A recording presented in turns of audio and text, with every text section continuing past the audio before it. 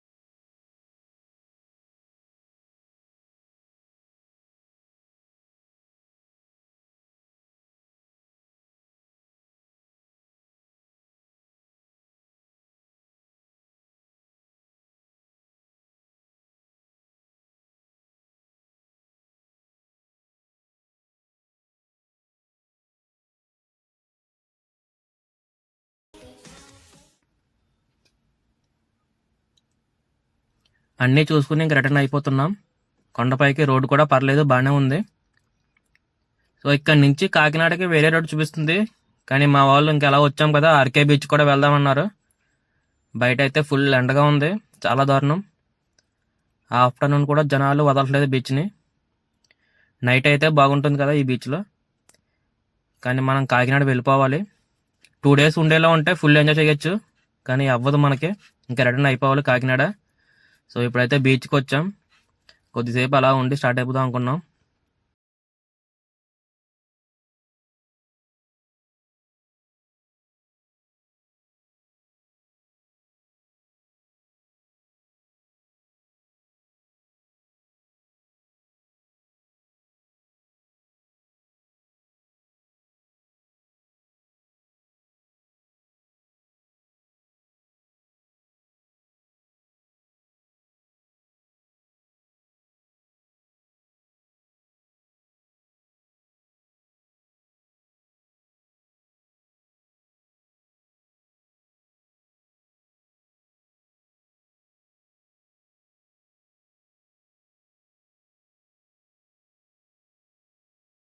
Return అయితే vlog చేయట్లేదు, ఇంకా డైరెక్ట్ కాకినాడ వెళ్ళిపోవడమే.